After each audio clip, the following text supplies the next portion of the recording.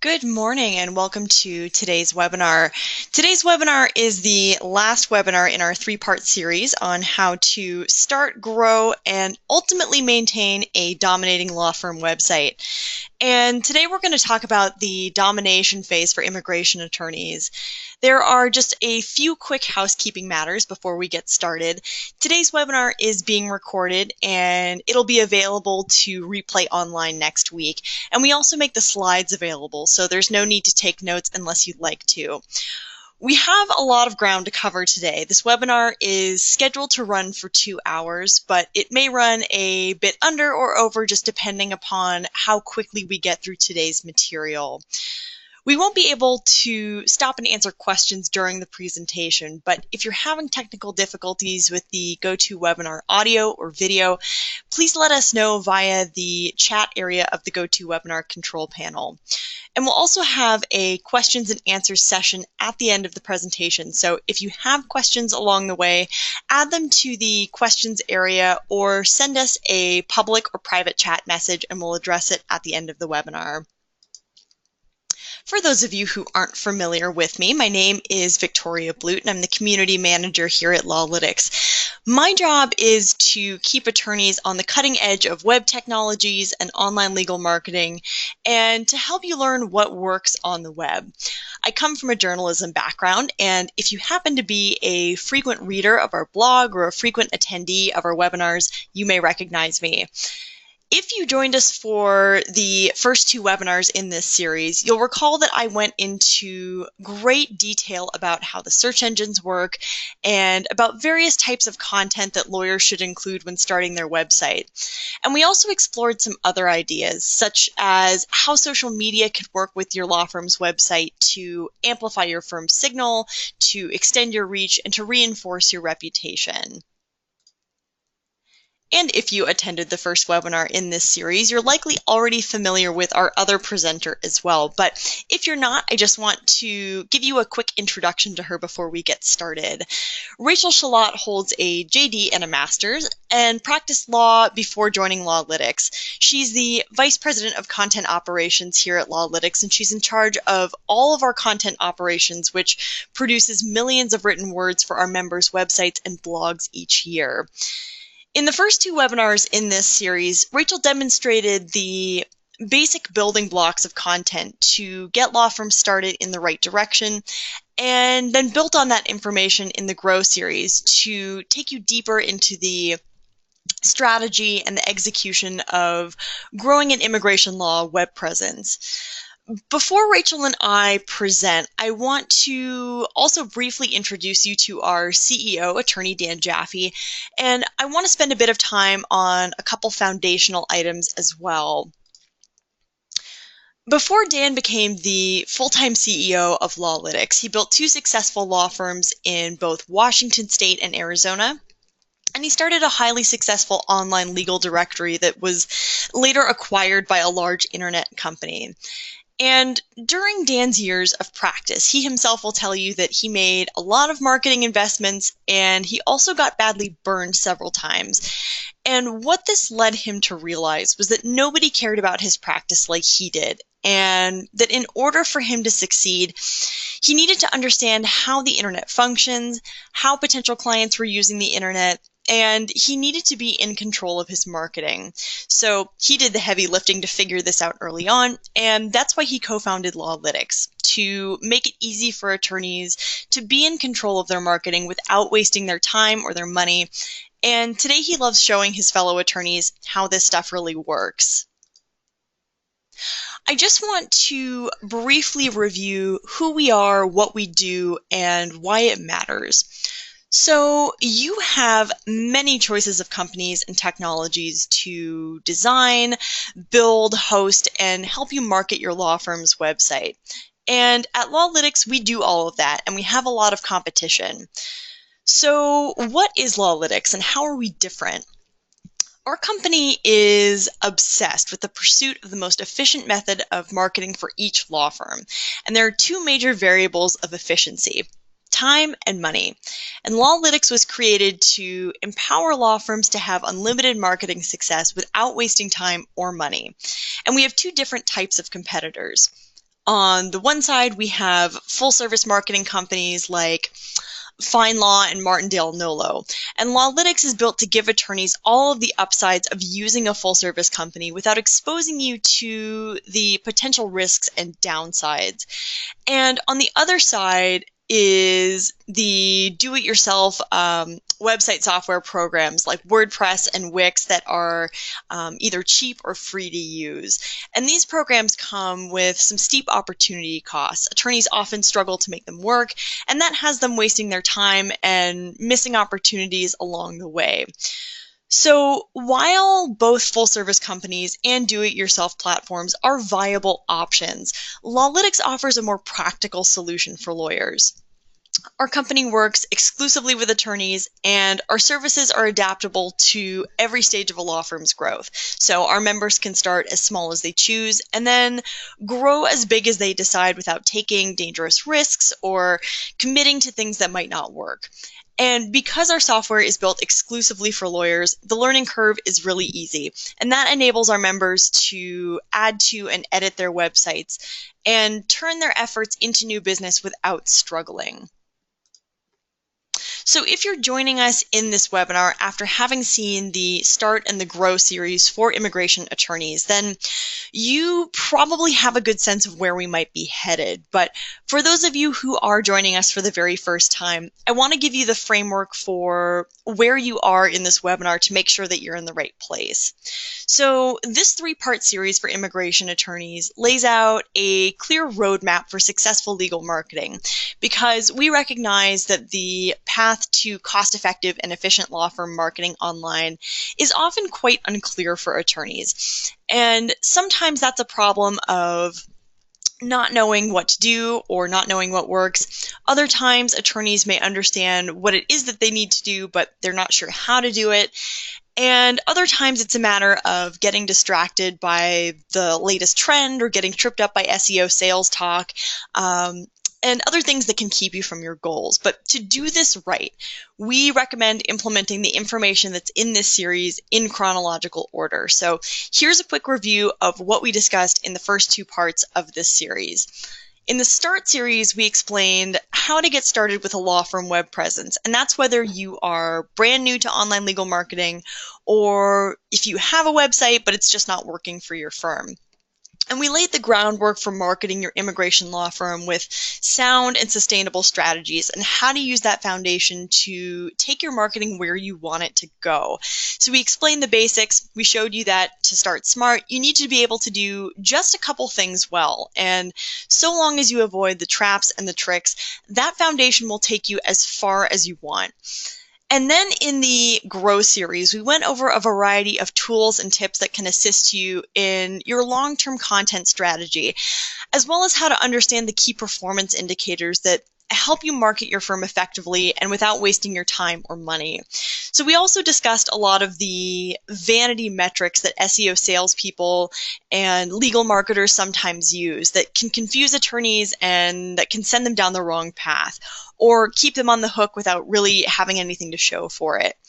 And now we're at the Dominate phase, which is going to show you, as it says here, how to climb to the top and stay there without wasting your time or money, and also without having to watch your back. So if you haven't seen the first two webinars in this series, that's okay. I certainly encourage you to stay and listen to what we have to say today. But I do also recommend that you go back and watch those first two webinars. As I'm about to explain, trying to implement these tactics out of order is unlikely to produce the kind of results that you want. It's really about knowing what to do, how to do it, and in what order those things need to be done. So, a question that you may have thought about, or maybe you haven't yet, is this: when should I enter this phase? When am I ready to dominate my market? And the answer to that question is based on several things. First, it's a matter of understanding the fundamentals and applying them. And that's why you'll hear me and Rachel keep stressing that if you haven't seen those first two webinars in this series, go back and watch them. And it's not just a knowledge is power aspect here. It's the knowledge and action that matters. Knowing what's going to move the needle is one thing. Actually applying those fundamentals to your law firm's web presence and doing those things consistently over time is another. So make sure that you have that solid content foundation for your law firm's website and blog, and that you have a plan and a strategy as you're moving forward. The next thing that's worth considering when you're wondering whether you're going to be ready to enter this particular phase of your law firm's growth is looking at some data that's related to your law firm's web presence. How many visits is your site getting? And this isn't a cut and dry number for every immigration attorney or every law firm out there. Your geography is going to play a part in this as well. So, for example, if you're part of a smaller market, you might be ready to start thinking about dominating your market if you're getting 200 visits a day. However, if you are in a much larger market, a much more competitive market, something like Los Angeles, this number might shoot up to about 1,000 visits a day before you're ready to start thinking about this phase. So knowing your total addressable market is important as well. And if you were with us for the second part of this webinar series, you probably heard Dan and I discuss that concept when we were talking about growth risks in terms of attorneys who are sometimes focused on what is ultimately an unsupportable market. They're trying to squeeze more business out of it than the market actually supports. But the bottom line there was that it's essential to know what your total addressable market is and then optimize your marketing for that reality. So here at Lawlytics, we have attorney members who are now in the dominate phase after following our advice from the Start and Grow webinars, who have avoided the traps and the tricks that so often get attorneys into trouble. And their websites are now receiving tens of thousands of visits a month and often thousands of visits in a day. So whether you are a Lawlytics member right now, or maybe you're thinking about becoming one, and you want a roadmap for how to get there, reach out to us and we'll put together a comprehensive plan for your firm that can help you achieve those goals. So at Lawlytics, there are a couple of things that we firmly believe. And the first is that having a law firm website that you own and that you control, when you pair that with an investment in a solid content strategy, that can become an appreciating asset for you and your firm. And we also see that there are two things that you can invest into your online marketing, and in particular, your law firm website and blog. One is money, the other one is time. And as it often goes in life, there's a chance that you'll have more of one than the other, just depending upon where you are in the growth phases of your firm. So let's first consider the case of a young attorney who's just starting out. This attorney may not have a lot of money to play around with, and they may not have a lot of clients yet, but what they might have is time. And therefore, writing their own content can be a smart investment of the time that they have available to them. As we've said previously, the internet is really a great equalizer. Marketing has become a meritocracy, so you don't have to have the biggest budget in the game anymore in order to compete. So if this young attorney happens to have more time available than money, if they have a solid content plan and if they have a clear roadmap, they can use their time wisely to produce their own substantive content and blog posts that puts their firm on the board and helps them get noticed by potential clients. So as they move along and as their business starts to grow, they're going to have more clients and they're going to be making more money. And at this point, they may still want to continue writing their content, but they might also choose to delegate a little bit of their content as well, even if they themselves continue to add to their website. Here's the problem. As you grow, particularly as you are taking on more and more clients, writing your own content has an opportunity cost. So as you're growing and growing, you are suddenly going to have some serious demands placed on your time. And it's why we mentioned in the last webinar for immigration attorneys that it's really worth thinking about things like intake systems and so on before you get to this point, because you don't want to let yourself get overwhelmed. But one of the things that you're going to have to think about as these demands are placed on your time is the opportunity cost of writing your own content. It's the choice that has to be made between what is often mutually exclusive, money or time. Now, to illustrate this point, let's look at how our content creation department here at Lawlytics actually evolved. So when Lawlytics first started, our early adopters were really excited about writing content. For the very first time, they had access to a system that would not only allow them to easily publish optimized content to their own websites and blogs, they had our system to make sure that they were doing it well. And attorneys who use Lawlytics to write their own content and who follow our recipe over time are successful and achieve market-leading results. And as a byproduct of this success, they become busier in their practices. But what this presents is a catch-22 for attorneys who also want to sleep and have a work-life balance. They know the content that they're writing is fueling their success, but their success is preventing them from continuing to write or demanding other sacrifices. So in order to keep up with the reward cycle of writing content, many of our early adopters here realized that in order to sustain that edge that they were getting through content writing using Lawlytics, they were going to have to delegate that task to somebody else. And our content creation department evolved out of that need. So the more clients you've got, the less time you have to keep writing content. And the problem is that you can't just stop writing content. Having new content added to your site is an important factor that Google takes into consideration for rankings and relevancy. And the freshness of your content is something that Rachel is going to discuss in a little more depth shortly. But to keep the flywheel moving, you have to have new content.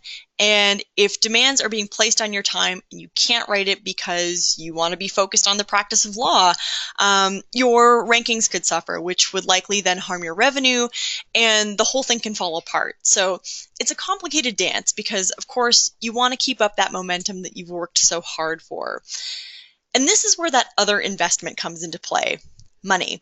So if you're in the dominate phase, you have a marketing budget to work with that is likely larger than what a beginning attorney would have. So you may not have the time to write anymore, but you do have the money.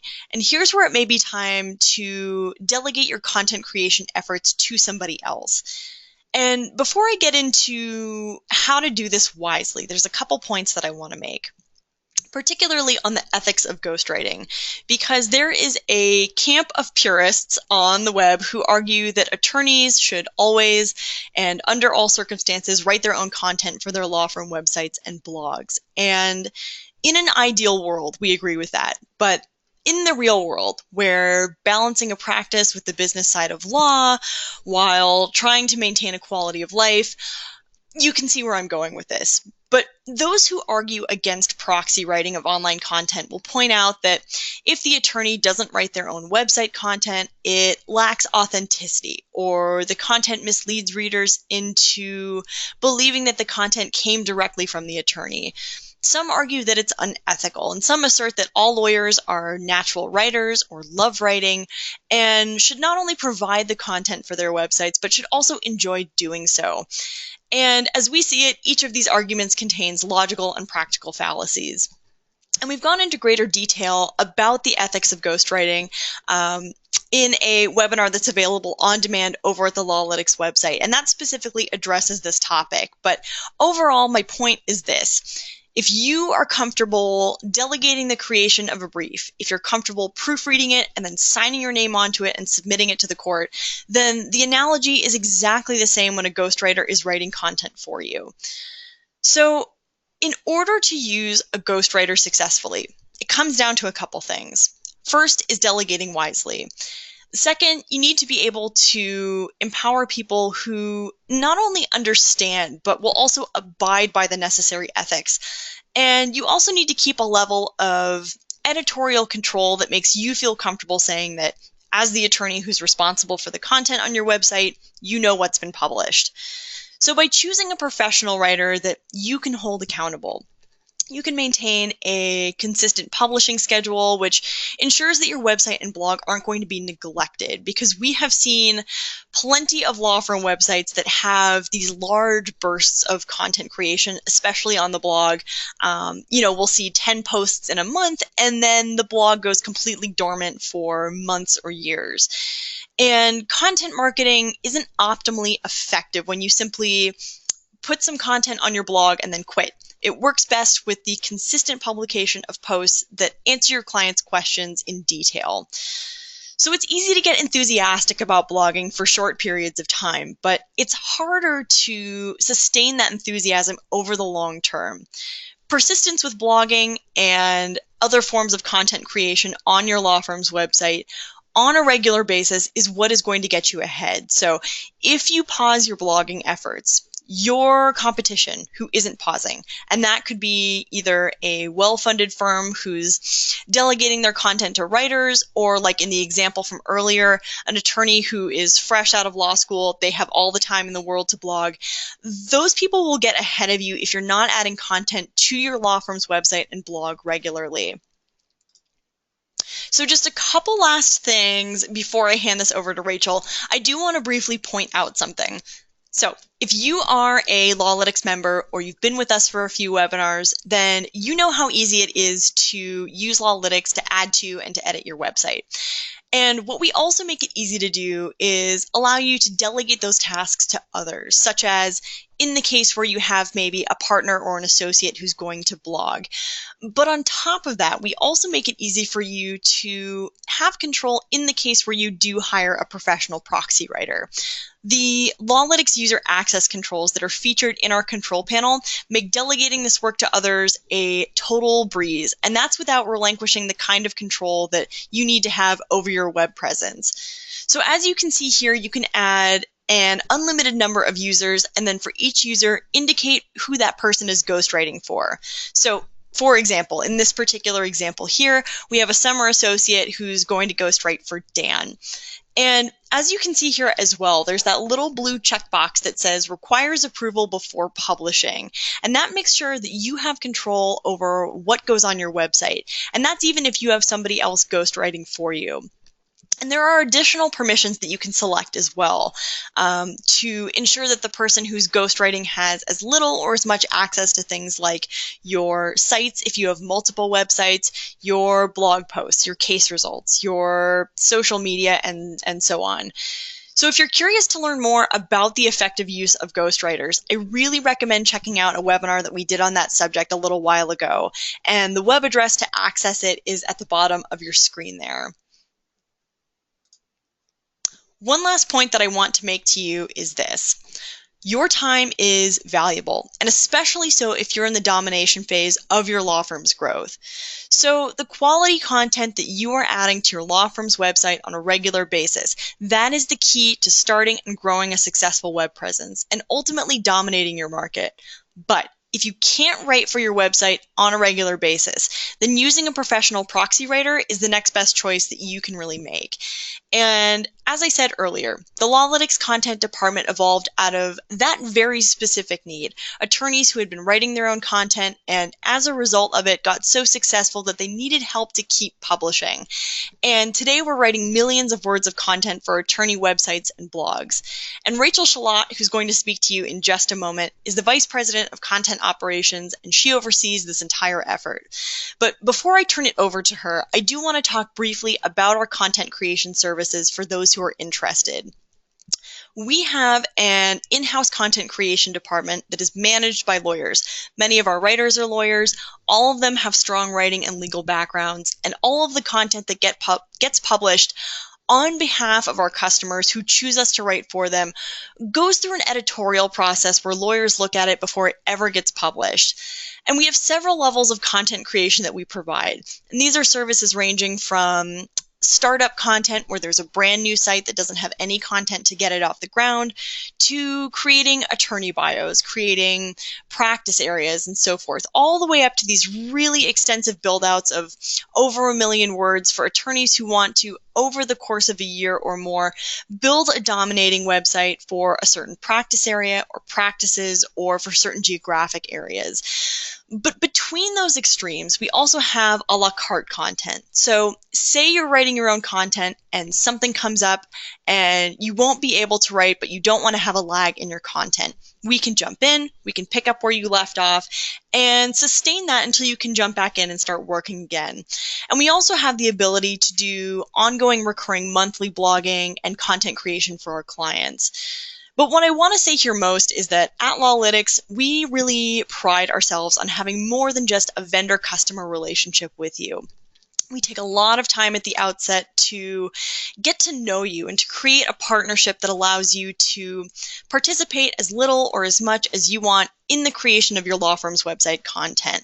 We want to know how you like your content written as far as voice goes, to get to know your objectives, to know your practice area. We look at what you're trying to accomplish and what you've already accomplished, and then we make a plan to get there. So now I'm going to turn it over to Rachel, and she's going to tell you a little bit more about building on your content. Rachel? Thank you so much, Victoria. As you heard earlier, prior to joining Lawlytics, I practiced criminal defense in Pennsylvania. I now oversee the Lawlytics content department, and we work with our attorney clients to plan, create, and refine their web content. When we work with firms who have really dominating sites, we generally see content structured in the following ways. First off, there is a substantial base of what we call evergreen or substantive pages. This includes things such as practice area pages, reputational pages, and local pages. If you were with us during our growth session, I discussed achieving a target size for your market area. Over the past few years, we've been conducting market research to see what makes attorney sites that utilize organic content marketing really successful in a variety of metro areas across the United States and a variety of practice areas. And the one consistent that we've observed is really dominating sites have the highest page volume for the market area. And again, this will always depend on where you're located.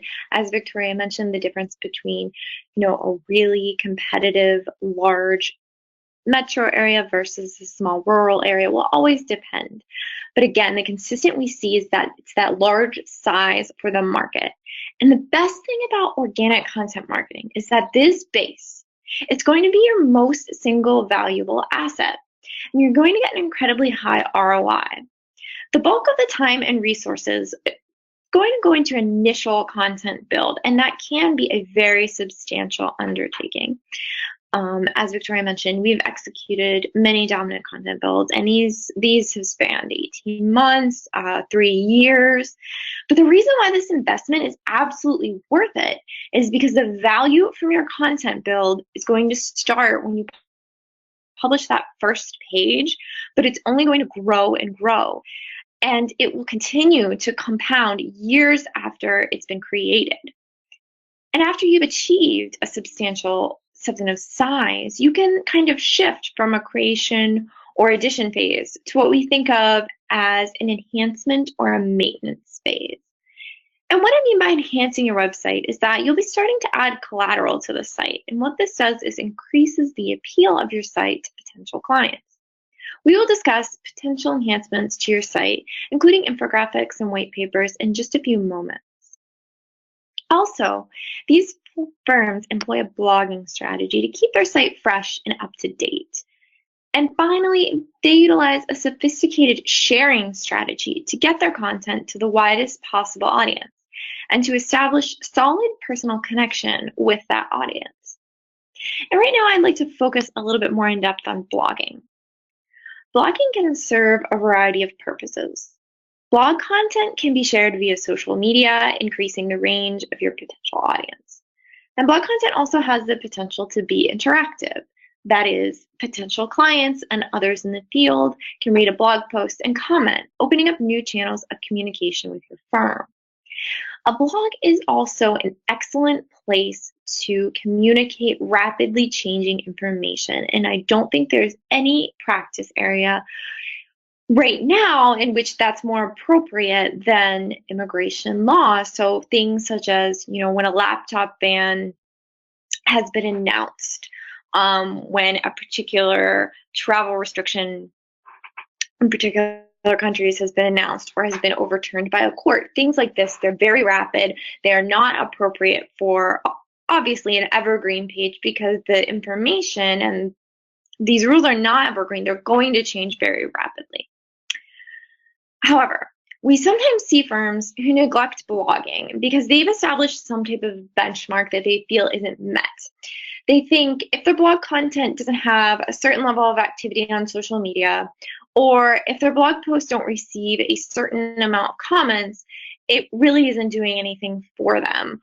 Or, if there isn't information that's rapidly changing in their practice area that they need to communicate. Again, they'll think, I don't need to have a blog, or can't really do anything. And this line of thinking is problematic because it neglects another critical role that blog content can play. And that is especially true when we have large dominating sites. And blogs help to keep a site fresh. So reaching a desired build of your evergreen pages, it is very important because it establishes your site as an authority in a particular area. The size of your site is going to be instrumental in getting strong search engine rankings. But as we see here in this excerpt from Google's Search Engine Optimization Starter Guide, it is important that your content is not only unique, but also that it is fresh.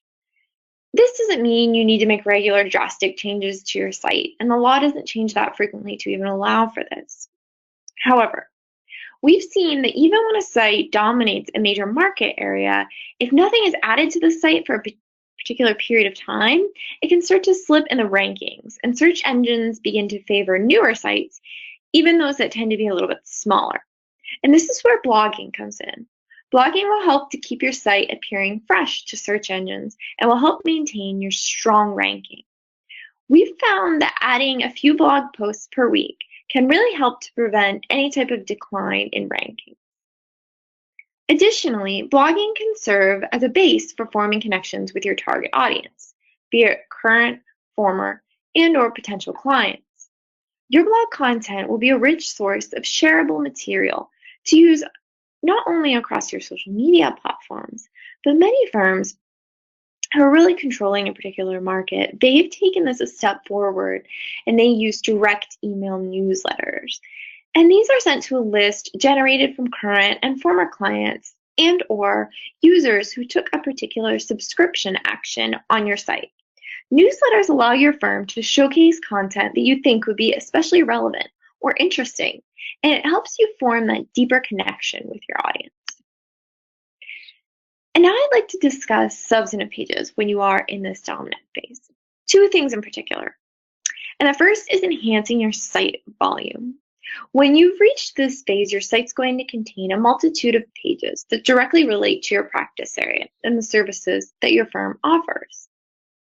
In our earlier webinars, you may have heard me caution attorneys against using any of their valuable time or resources to cover topics that don't directly relate to what your firm does. But once we've reached, or we're really striving to reach, the dominating position, I do change my tune on this. Because now is the time to start adding these pages. Pages which are more educational in nature and that they don't directly relate to a service you will be providing for a potential client.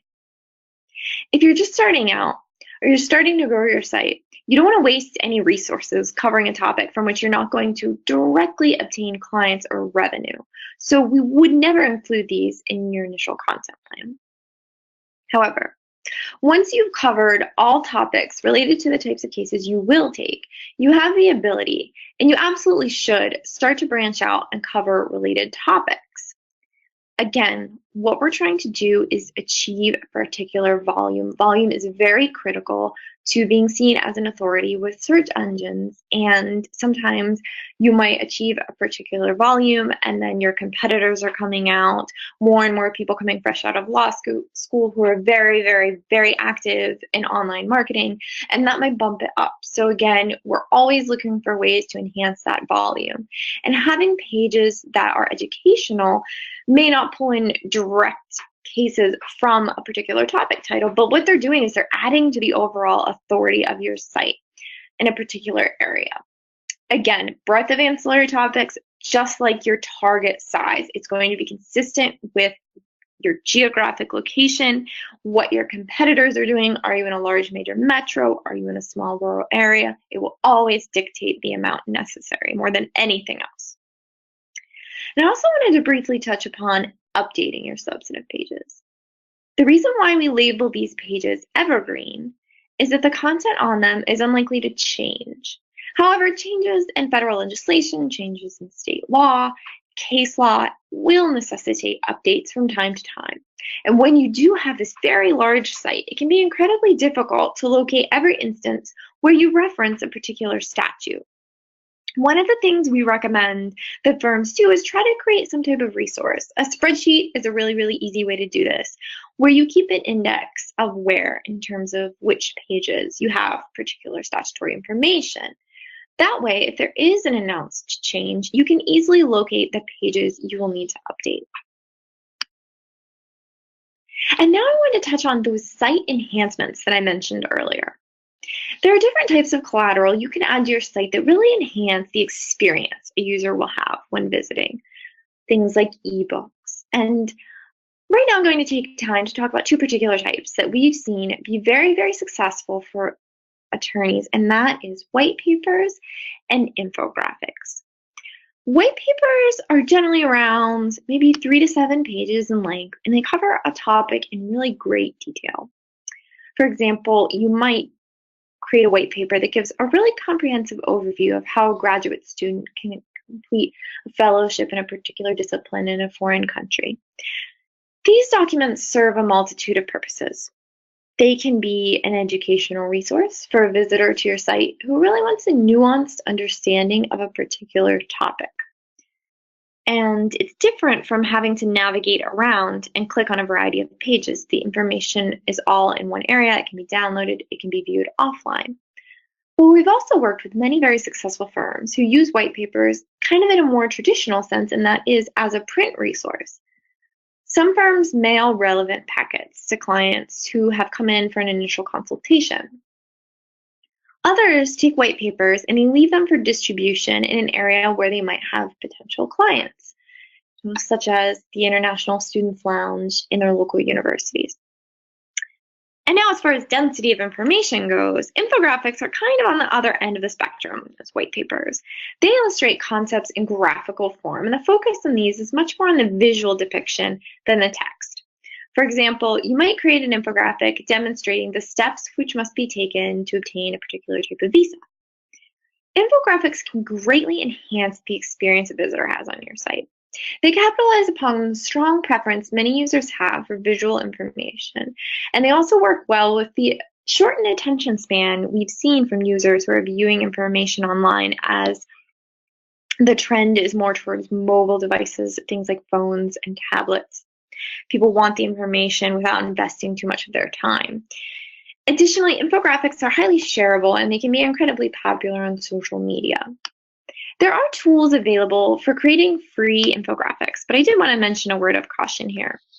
The most effective infographics and white papers will closely follow the established branding guidelines of your firm. You want your colors and your logo to remain consistent across platforms, and you also want to make sure they're paired with colors, which are complementary. And complementary not only in terms of palette, but they're also utilized appropriately to evoke the desired response from an audience. So if you're with us during the Grow series of our webinars, you heard Sophia, one of our senior designers, discuss the psychological elements of colors. Different colors have been found to evoke different emotional responses. And this is something that absolutely should be taken into consideration when you're creating different types of collateral for your site. It's very difficult to use a template system and maintain consistency, not only with your branding guidelines, but as well as to ensure the use of proper complementary colors. And it's something we advise against. For those on the Lawlytics platform, the same team of graphic and web designers who imported and configured or who created your logo will be responsible for the creation of things such as white papers and infographics, so we can ensure that all visual elements remain consistent and they're embedded seamlessly into your website and appropriately configured for both desktop and mobile users. When you're just starting out and when you're growing your site, the focus is on content creation because the goal is getting more visitors to your site. But once you've reached a phase where you really are dominating that area, you're going to be getting those high visitor numbers. What the goal is now is we're competing against other sites who are also getting very, very high numbers. What we want to do is give users a very memorable, a very positive, and a very unique experience on your site so that your name sticks with them. So when you've reached the phase where you are dominating an area, chances are you will have experienced some changes or you're going to experience some changes along the way. These might be minor, such as adding some associates, or they might be major, such as bringing on a new partner, changing the name of your firm, or planning a major expansion.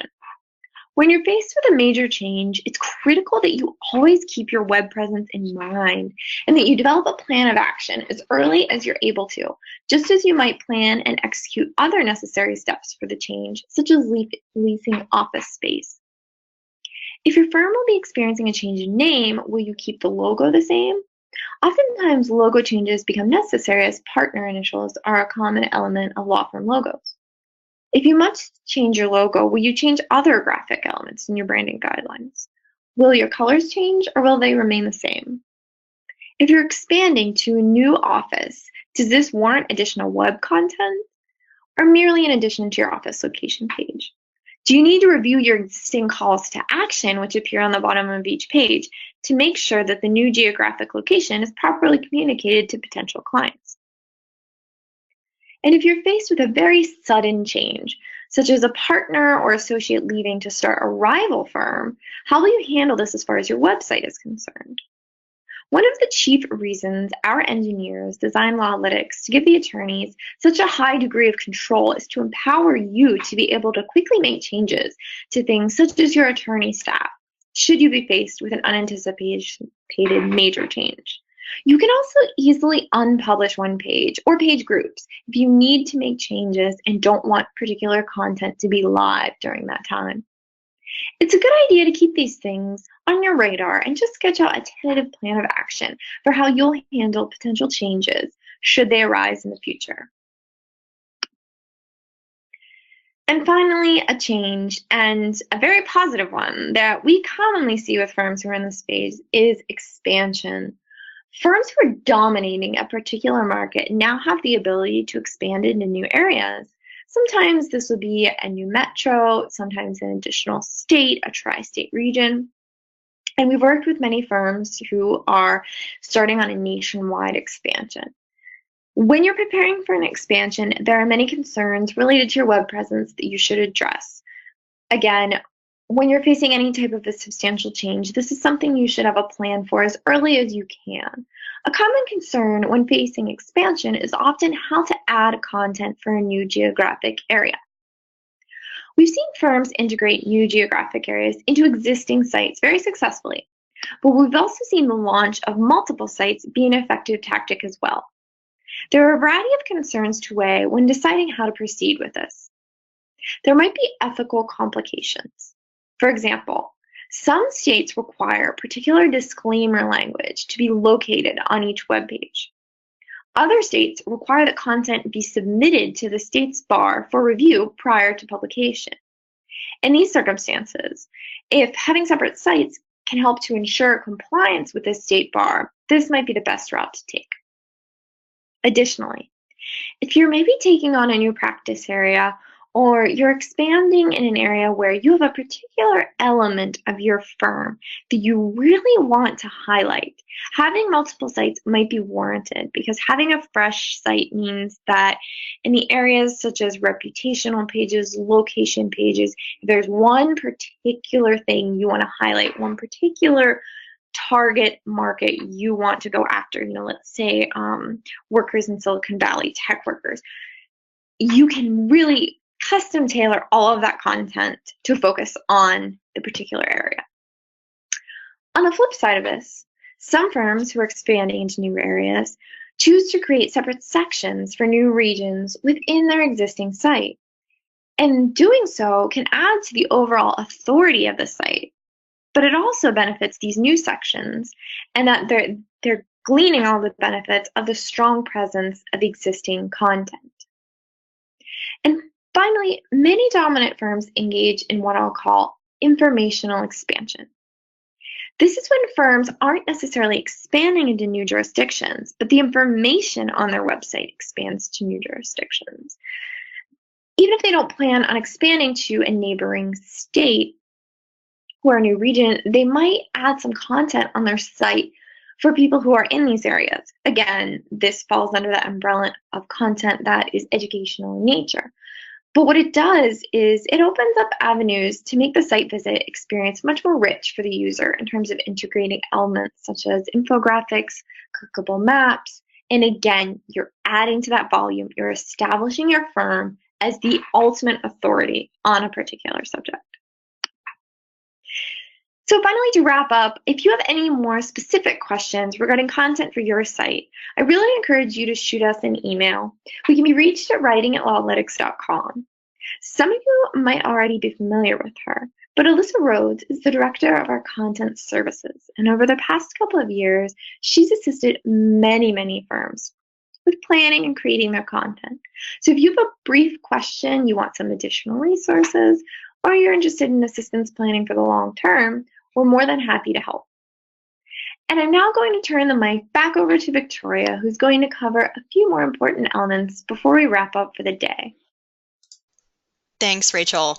So a few last things that I want to mention before we complete this webinar. And one of them is the risks that you face at this stage of your growth. So some of these are going to be familiar to you if you've been with us for the first two parts of this webinar series, but some of the risks that you'll face at this stage may be new. The first is bad practices. So this is one that's a risk to you at any point throughout your law firm's growth. But in this stage, it can be particularly dangerous because of all the work that you've put in already and all of the progress that you've made. And bad practices here can include things that you do yourself. It can include things that you may not know are being done on your behalf.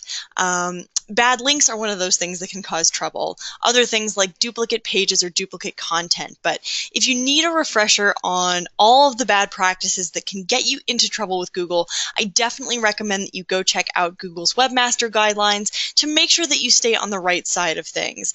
And if you have someone else handling some aspect of your web presence, that you know what's being done and why and whether that's in line with what Google expects. The next one is related to the first one to some degree, and that's algorithm changes. If you've been engaging in bad practices, particularly ones that go against Google's Webmaster Guidelines, then you could be in trouble the next time that Google makes an algorithm change. So keep in mind that at scale, bad practices are amplified. So the more visible you are, plus whatever bad practices you're engaging in, that can mean the more likely it is for someone to report your practices to the authorities, and the more likely it is that all of the work that you've done up to this point can come tumbling down. But when you have a solid content strategy, one that focuses on providing value and useful information to your potential clients, and when you understand the rules of Google, you're not going to have to sweat the next time Google makes an algorithm change because you'll know that what you're doing is on the right track. The target on your back. So I recognize that sounds kind of ominous, but the higher you climb, the more success you have, the more you may find that others are trying to copy what you're doing. And sometimes that can include downright copying your content. The content that you create may not only attract potential clients, it may attract your competitors as well. And that can be really frustrating after all of the work that you've put in to create work that's original and that's useful for your potential clients, to have someone come along and copy it for their own website. But if you find that someone is stealing your content, there are some things that you can do. So first, there are definitely tools that you can use for detection. Google Alerts is a good one. Copyscape is another one. But if you happen to find your work somewhere else on the web, there are some tactics that you can employ. The first thing that you may want to do is try picking up the phone and calling the attorney who's copying your content. Now, we've talked a lot about this in this webinar series, about things that are done for attorneys by legal marketers and webmasters and copywriters that the attorneys who hire them may not even know about. And this could be a case like that. So it's possible that this attorney hired somebody and that person lifted your content for this attorney's site. So calling the attorney directly can sometimes resolve this issue. And it doesn't hurt either to follow up your phone call with an email, which can provide you with a record of your request and what was said. But if that doesn't work, either you can't reach this person by telephone, they're not responding to your emails, or they do respond to you and they just refuse to remove the content, then there's always the Digital Millennium Copyright Act, or the DMCA. And a DMCA takedown is when content is removed from a website at the request of the owner of the content or the owner of the copyright of the content. But at the end of the day, keep in mind, your time is valuable and you only have so much of it. So if you spend too much time running around after people who are copying your work, that's going to take away from your ability to produce even more content for your site. And perhaps more importantly, it'll keep you from being focused on your practice. So it's a balance. Sabotage. So sabotage can show up in a variety of different forms. Of the many reasons that we caution against using pay-per-click advertising to carry your law firm's marketing, there's click fraud to think about. So if a competitor knows that you're using PPC, they might just click on your ads because they can, which of course costs you money without anything to show for it. And as we've said in previous webinars, PPC comes with some risks in that the people who are clicking on your ads, they might be accidental clicks. They might be potential clients, but they might also be your competitors as well. And whether or not that person is an actual potential client who may actually convert, once that money is gone, it's gone. Another form of sabotage that could come up, though it would really take an extraordinary amount of time and effort on the part of whoever was responsible, would be submitting your site to link farms and directories that have been sources of spam. I will say this though, once you are really well established, as you would be in the domination phase of growth, and you have these huge content build-outs with millions of words and tons of useful information for your potential clients, and you're generating a lot of revenue from that work, if someone were to do that, it would be established pretty quickly that you were likely not responsible for such a thing. It just would not make sense that you would do something like that after all of the work that you've put in. However, a more likely method of sabotage would be this. It would be a competitor who hires someone or a company to try and smear your reputation. And that is why we really stress, as we did in the last webinar, to get on top of your reputation management early. Ask for those reviews often. Start building those resources early on. And here at Lawlytics, we do offer a Bird Eye Reputation Management add-on for our attorney members, and we also offer it to our non-members. It's just not as deeply discounted as it is with our membership.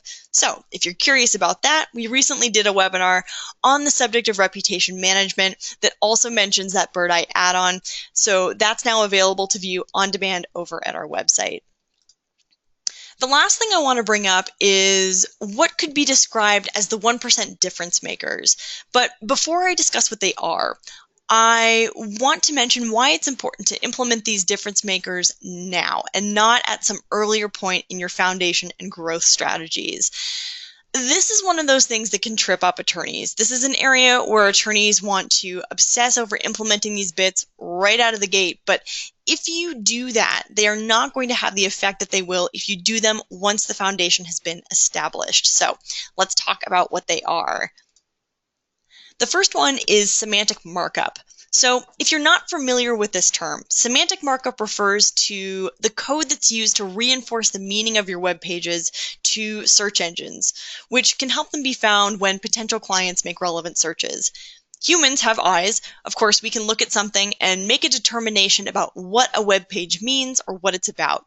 Search engines can't do that, and therefore the markup helps the search engine understand what a page is about and whether it's relevant to somebody's interests when they make a relevant query. With Lawlytics, our system automatically adds attorney-specific markup that is strategic and effective, and it helps your work get found by potential clients. And it doesn't require you to quit your day job to learn how to code or anything like that. Page speed. Again, this is one of those issues that attorneys sometimes obsess about. We brought it up in the Grow webinar for this immigration law series, but I'm going to bring it up again because I do think it's valuable to understand what role this plays in your law firm's web presence. Let me reiterate just briefly what was discussed in the last webinar, and that's this. So take a completely blank website. That is a site that is likely to score a perfect score on a site speed calculator. It's a blank white page. Now, as you keep adding elements to a site, you're going to see a decrease in that site speed. And if you add a lot of heavy elements, a lot of unnecessary bells and whistles, then you're really going to see that number drop. So what we explained in that webinar, if you didn't join us for it, it's about striking the balance between a completely empty website, which of course wouldn't do you any good, and a site that's overloaded with elements that slow it down.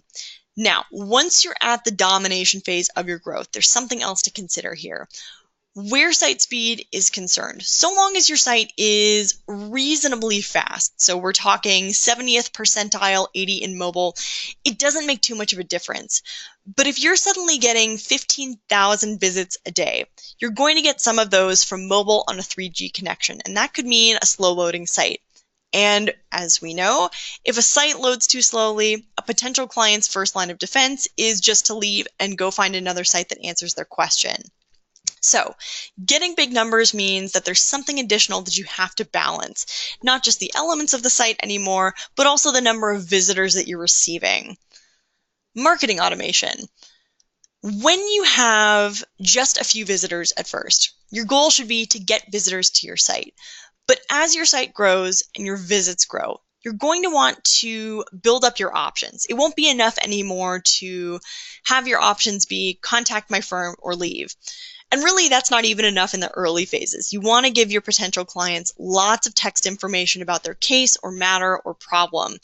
But when you start hitting those big numbers, then it's time to start thinking about a variety of ways to present that information. So like what Rachel was talking about, ebooks, white papers, other collateral, newsletter subscriptions.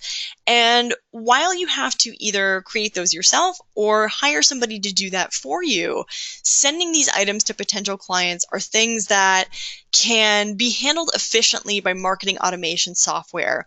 And I've written blogs on a number of popular marketing automation software tools for attorneys that you can find over at the Lawlytics blog. But my point is that way, once you have done the work or you've hired someone to do the work of creating that collateral, you can then use marketing automation software to send it for you. You can create that connection between you and your client, and that's even when it's outside of office hours and you're already home. Marketing automation can help you do more work and reach more clients around the clock.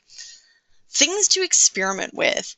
CTAs. So when you're at the biggest phase of your growth, as you would be in the domination phase, then you can start experimenting with the calls to action that you feature on your website. So try different action words, try different phrasing, see what draws in more clients. Form fields are another good thing to experiment with. Your potential clients are busy just as you are. They don't want to have to do any more work than what is necessary to get in touch with you. So where you can, see if you can edit down your form fields to whatever is absolutely necessary. And there was a good example of this recently in the news with Expedia. So on the one hand, this is a story about rooting out hidden profits with analytics, but Expedia discovered an interesting problem.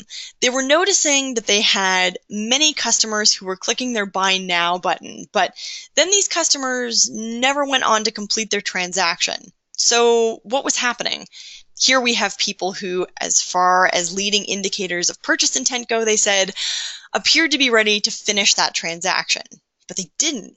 So when Expedia conducted this research, what they found was something that was actually oddly simple.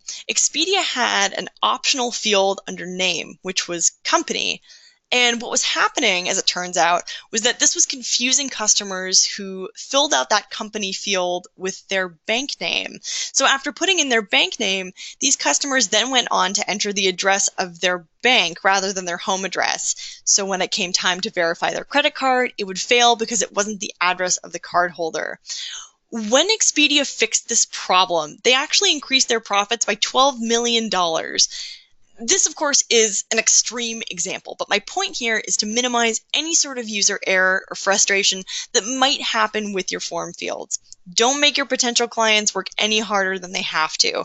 Expedia said later that they'd found a number of other issues that were like this just by using their data to their advantage and also by really paying attention to their customers. Think about setting expectations on your form. So if you say that you'll return calls in 5 minutes, and you're a solo practitioner, and initially as you're starting out, that really works, but as things grow, that's just not true anymore. It's the difference between not being able to meet that expectation, making sure that it is changed on that form, and then having a better intake system with 2 or 3 people available to answer the telephone. Last thing is call tracking. So at Lawlytics, we can help you integrate things like CallRail, which can help you measure your calls, see where they're coming from, and then you can see what's driving them and use that information to fine-tune your marketing even more. So this is the last webinar in our Start, Grow, Dominate series for immigration attorneys. And again, if you missed the first 2 webinars, feel free to go check them out over on the Lawlytics website, or for that matter, any of our other free on-demand webinars as well as blog posts. All of those resources are available to you for free to help you better understand how the internet works and how your potential clients are using it to find you. If you have questions about your legal marketing, or you're feeling ready to take your online marketing to the next level, we are here to help and we're happy to talk with you. So feel free to contact us through any of the methods that you see here. You can submit a consultation request from our main website at www.lawlytics.com. You can always call us at 800-713-0161, or you can shoot us an email at info@lawlytics.com. With that, I want to thank Rachel for her presentation today. I'm going to end the recording and go to questions.